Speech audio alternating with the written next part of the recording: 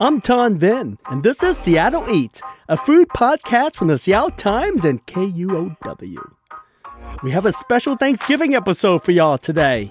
Actually, it's more like a pre-Thanksgiving show.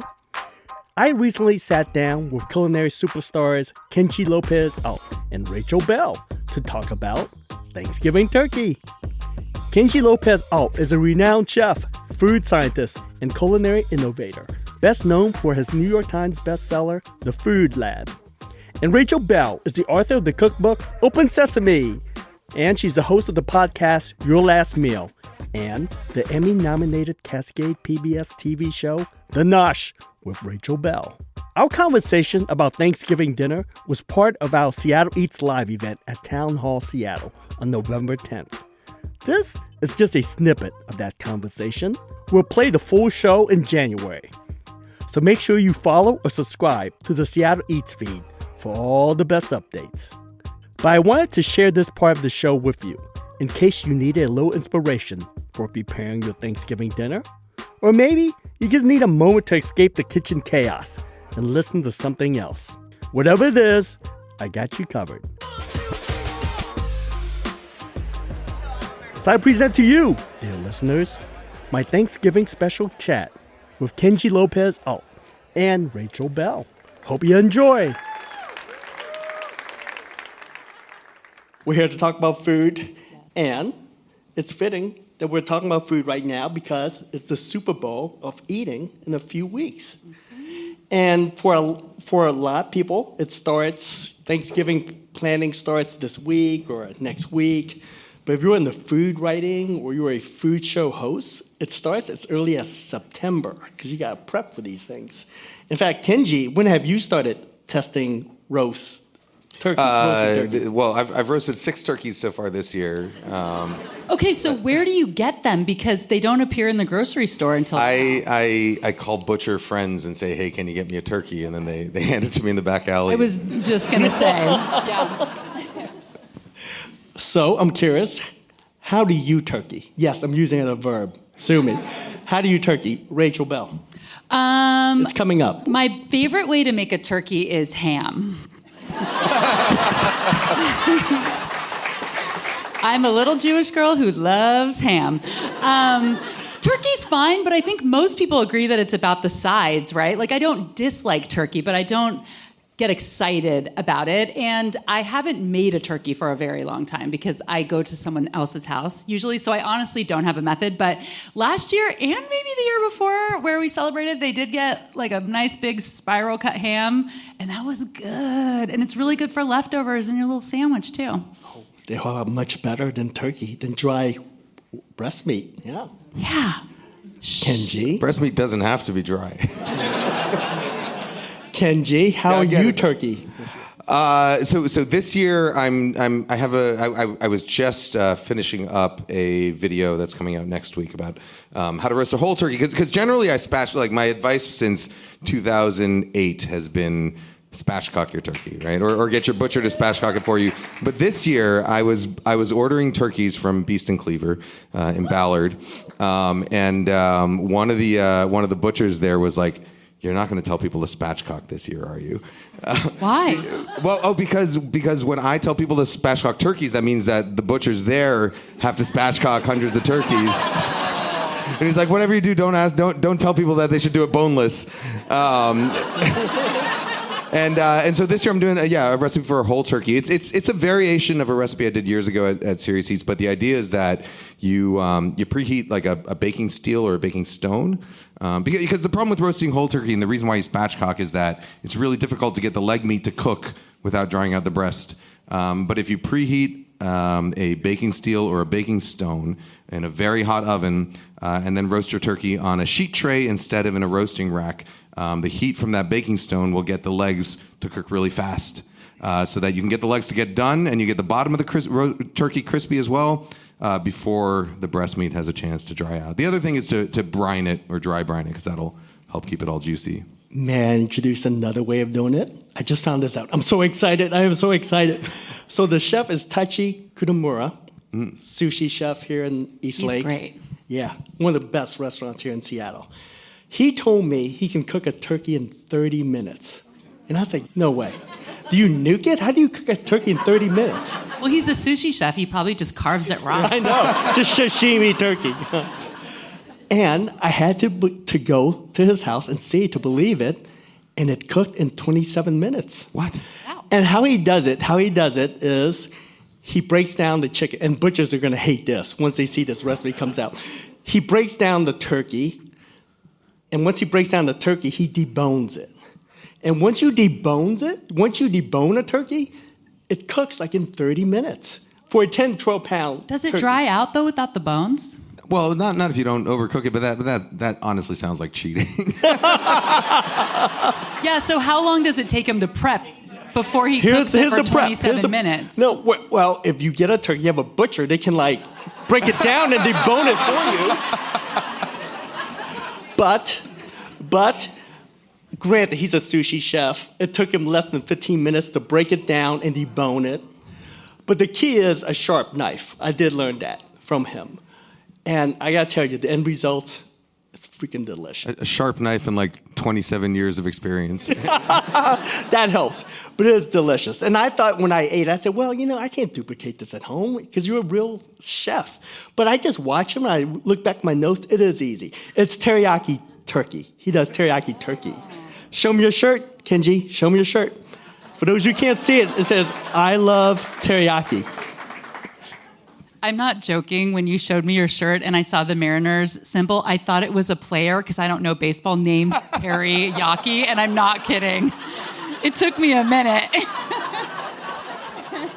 I was like, I know the dumper guy and Teriyaki.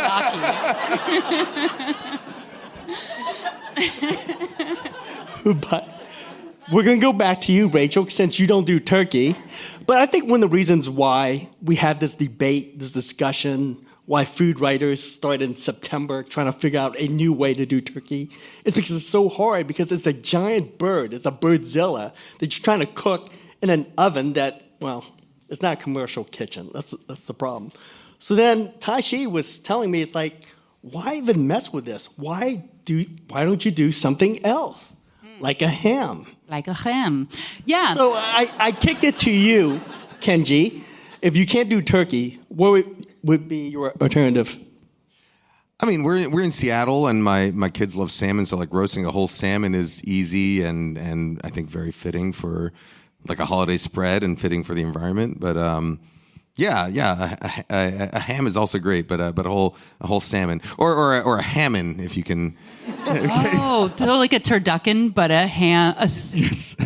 A salmon just shoved down the center of a ham. Just picturing it. Oh, I throw a wild card out there. What about a leg of lamb? And I'll tell you why. I went to Costco once, and it was so cheap. I didn't know what to do with it, but I ended up with a 7-pound bone-in leg of lamb. And I took it home. It didn't fit in my fridge. So then I need an emergency recipe. So I Google, and Kenji, your recipe pop up. Can I tell you? It was fantastic. You're like really good at this. You should do a cookbook. Have you thought of that? No.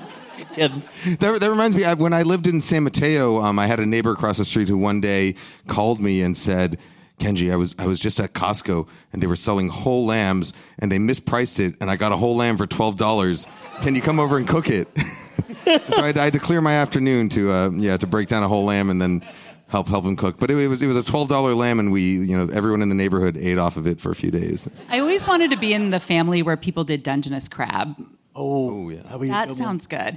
Also, I feel like when it comes to vegetarians, a lot of the things that turn into mains, like a squash stuffed with wild rice and like ground meat, that just ends up feeling like a side to me. So I think you should just go hard on the sides and just do more. Because what's always missing is something crunchy. Because we have the cranberry sauce that's like the only kind of acidic tart thing amongst this beige buffet and like all of the mushy food. So I think adding a salad, but something with persimmons, the crunchy ones, or pear, and having like the really beautiful pink like radicchio that's happening in the fall. Like I think adding something like that with like a lemony vinaigrette and adding, more vegetables. I like more vegetables. I can see you. I know you kinda- don't like vegetables. How does Not a fan of gravy go with radicchio? So good. You know what else is popular around here as far as Thanksgiving? Peking duck and roast. Oh, yeah. duck. Yes. I That's was very thinking that popular too. within the Chinese community. Oh man, a couple weeks ago it was my birthday, and we went out to karaoke, and then we went to Hong Kong Cafe, Hong Kong Bistro. Is that what it's called? Yeah. Right after, they have really good Peking duck there, and it's, you don't even have to order it a day in advance. You just go in and say, "Hey, can I have a Peking duck?" And they bring it to you like handmade pancakes. It was really good. And people don't know this, but in Chinatown, you see those hanging meats on a hook, those barbecue shops.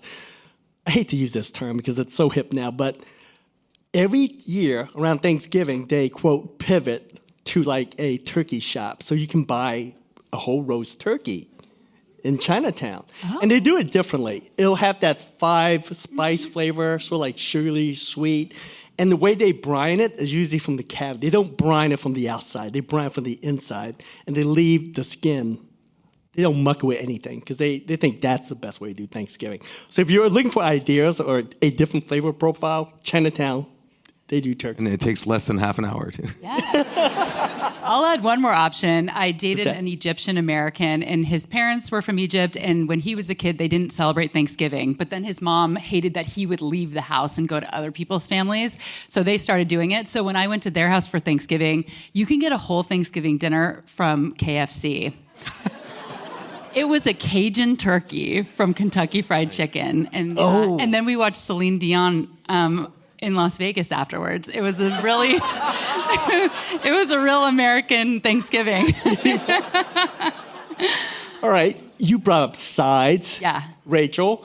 So what are your sides for your ham turkey? Why does my ham have to be in quotes? It's a real. I like all of the classics. I don't eat mashed potatoes that often, so that's the thing I think I look forward to the most. And like using, heavy cream and a lot of butter and making them very creamy. Because growing up in the 80s, my mom used non-fat everything. I grew up with these mashed potatoes with non-fat milk and margarine. And I thought I didn't like so many foods. And then when I went to college, I went to the grocery store and I was like, real butter. I will never buy margarine again. Country Crock. So yeah, really good creamy mashed potatoes. I love stuffing.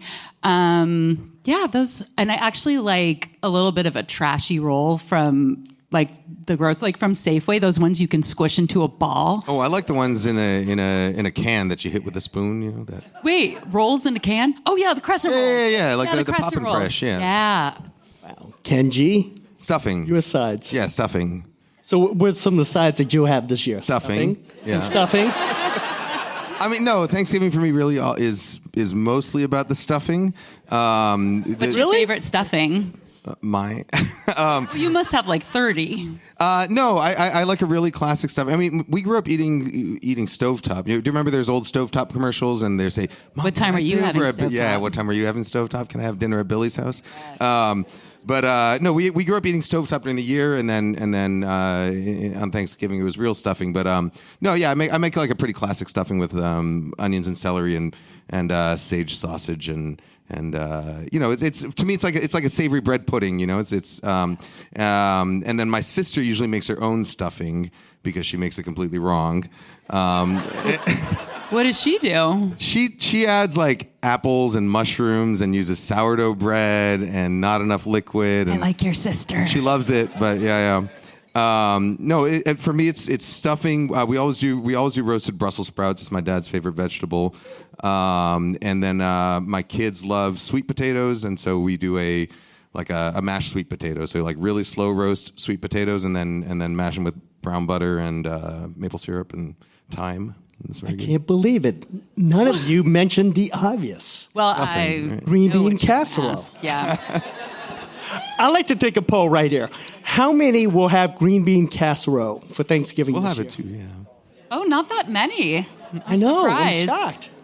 Can I tell you? Okay, green bean casserole is the apex predator in the Thanksgiving ecosystem.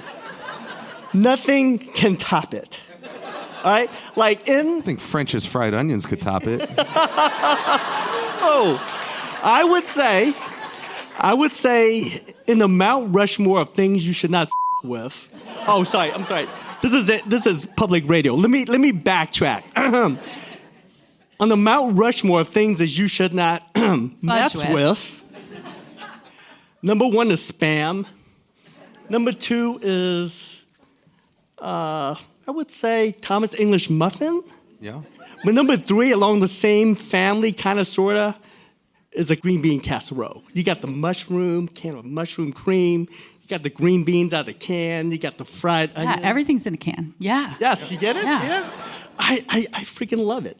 I love the story of its invention. Do you guys know the name of the woman who invented green bean casserole? She has the best name. Her name is Dorcas Riley. And she invented this in the Campbell's test kitchen in the 1950s because back in the day, they would do all this like marketing and advertising and they would send out these little packets in the mail. And so she was tasked with inventing something because Campbell's wanted to start using their soups for sauces. And so she had to come up with a recipe where it would be used for a sauce. So she invented it. And so I love her story. But growing up, so my dad is an immigrant and then my mom grew up poor with a single mom who worked, and so she ate a lot of canned vegetables. So when I was born, my mom vowed to never, ever serve her kids a mushy canned vegetable. So I came out and my parents wanted to give me like fresh food that made a snap when you bit it. And I was like, I want to be a little Midwestern baby. We lived in California, but I wanted green bean casserole and they wouldn't give it to me. Oh, blasphemy. Can I tell you, this? I should back up here. The reason why I love green bean casserole so much is because it was my first experience in the United States. I'm a refugee, and there was a Lutheran family who sponsored me, and they made this casserole, and I was like, wait, what's going on here? There's nothing fresh here. He opens a can, and I see barf coming out. It's a mushroom cream. I'm telling Dorcas you said that. And then she opened another can, and there's like beans coming out. I was like, whoa, I'd never seen beans out of a can before. I was like, do it again. It was like a magic trick. It was like pulling a rabbit out of a hat for me. I said, do it again. And it was like, make it rain green beans. I just loved it so much. I was so fascinated. And looking back, I realized, and this is, I think, old boss Sam Sifton and Ed Levine, what he said was, the food from our childhood, especially like pizza, that's what we remember the most because it's not just the taste. And a lot of times it has nothing to do with the taste, but it's just the memory and so the backstory of it. And so, well, that's my TED Talk on Thanksgiving. So for you growing up an immigrant and with immigrant parents, did you celebrate Thanksgiving at home? We did not. I didn't know that this was a thing until I went to the United States. And I don't even care about the turkey. I was just mesmerized with this green bean casserole. Yeah. But would your parents make that at home? No. Okay. Not my parents. It was like other people who invited us for Thanksgiving. Okay. Which, actually, I'm very curious. Who here does not like green bean casserole? Oh, quite a bit. Man, keep your hands up. Security, move these people. This was part of the Seattle Eats Live event at Town Hall Seattle. My guests were food scientist Kenji Lopez-Alt. He's also the author of the New York Times bestseller, The Food Lab. Rachel Belle is the author of the cookbook, Open Sesame, and the host of the podcast, Your Last Meal, and the Emmy-nominated Cascade PBS TV show, The Nosh, with Rachel Belle. We put a link in our show notes to the recipe of my favorite green bean casserole and more info about its inventor, Dorcas Riley. A big thank you to Kenji and Rachel for joining me on stage, and to Town Hall Seattle for hosting the event, sponsored by Feeney Ridge Painting and Microsoft. Seattle Eats is a production of the Seattle Times and KUOW, part of the NPR network. You can support Seattle Eats by investing in the local newsrooms and the specialized beats that make this storytelling possible. Please consider joining and subscribing at KUOW.org/eats and SeattleTimes.com. Our Seattle Eats live event was produced by Claire McGrain and Charlotte Duran. It's edited by Jim Gates and Trevor Lensmeyer. I'm Tom Vinn. See you next week.